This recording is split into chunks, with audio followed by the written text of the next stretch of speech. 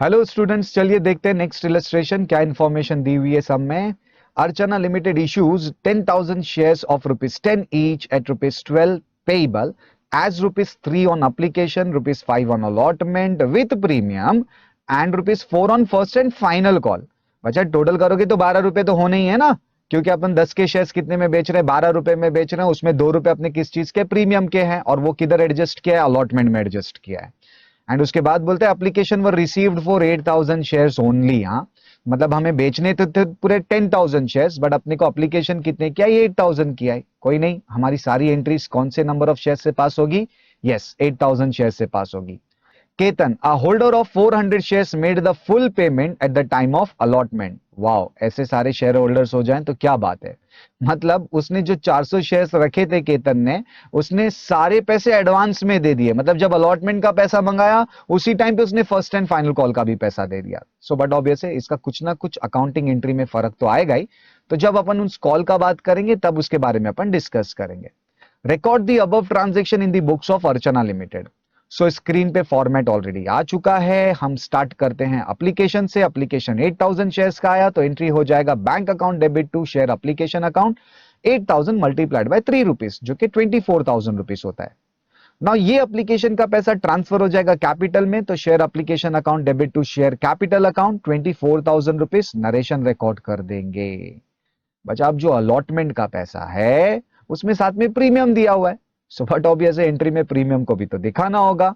सो allotment का due का जो एंट्री होता था वो क्या होता था generally, that share allotment account debit to what, capital account, share capital account. So allotment account debit कितने रुपए अपन मंगा रहे हैं, ₹5 मंगा रहे हैं। कितने नंबर ऑफ शेयर से, 8,000 नंबर ऑफ शेयर से। तो 8,000 मल्टीप्लाइड बाय 5 किया तो कितना हो गया, 40,000। बट क्या कैपिटल का था पूरा ₹40,000? बिल्कुल भी नहीं, क्योंकि उसमें से सिर्फ ₹3 कैपिटल के हैं और बाकी का जो ₹2 वो प्रीमियम का है ना। तो ₹3 के हिसाब से अगर मैं मल्टीप्लाइड करूं 8,000 को तो कितना हो जाएगा, यस 24,000 हो जाएगा। अब जो बचे हुए पैसे हैं, जो एक्स्ट्रा ₹2 हैं, वो प्रीमियम में चले जाएंगे to share premium account and amount आ जाएगा 16,000 रुपीज। कैसे 16 हुआ, 8,000 मल्टीप्लाइड बाय ₹2। चलो, ये हो गया अपना अलॉटमेंट ड्यू, ये आ गया अपना नरेशन। उसके बाद अब करेंगे अलॉटमेंट मनी रिसीव्ड का। अब अलॉटमेंट मनी रिसीव्ड करते वक्त भी थोड़ा ध्यान रखना है। क्या ध्यान रखना है बचा, अपने को अलॉटमेंट के 40,000 रुपए तो मिलने ही थे। तो हमारा एंट्री जो होता है अलॉटमेंट मनी रिसीव्ड का, वो होता है bank account debit to what, share allotment account. ठीक है, एंड अलॉटमेंट के कितने थे, 40,000 रुपीज थे। बट तुमको पता है एक केतन नाम का एक शेयर होल्डर था जिसके पास 400 शेयर्स थे, made the full payment at the time of allotment. मतलब भाई साहब का जो अलॉटमेंट का पैसा था ना वो तो दिया ही उसने, उसके साथ साथ उसने आगे के कॉल का भी पैसा दे दिया।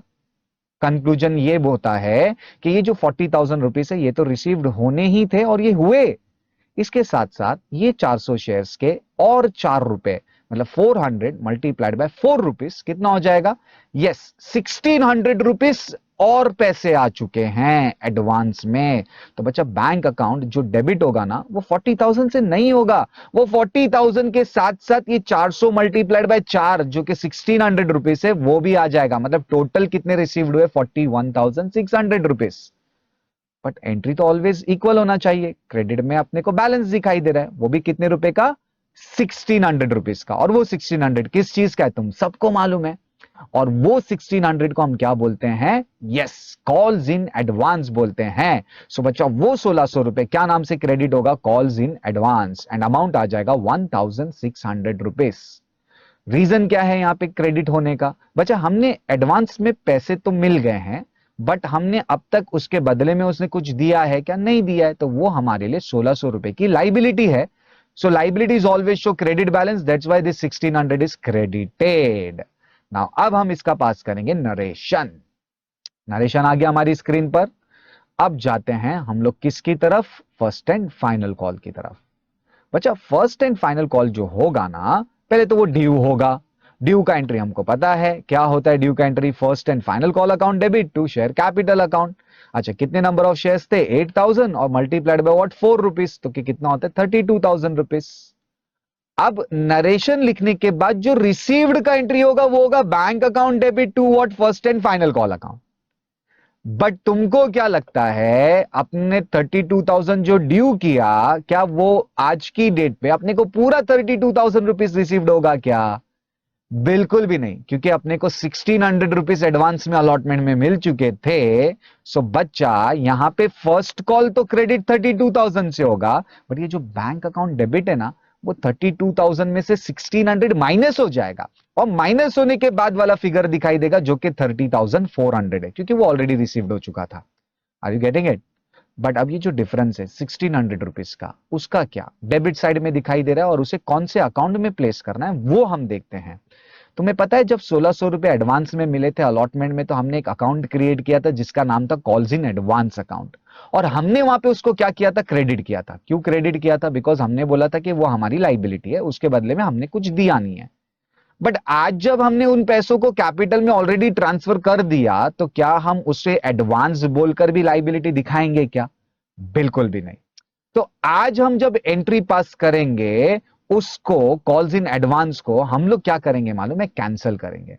सो बच्चा, कैंसिल करने के लिए यहां पे क्रेडिट था, तो मैं यहां पे कॉल्स इन एडवांस को क्या कर दूंगा, डेबिट कर दूंगा। और वो भी कौन से अमाउंट से डेबिट करूंगा? वही 1,600 रुपीज से।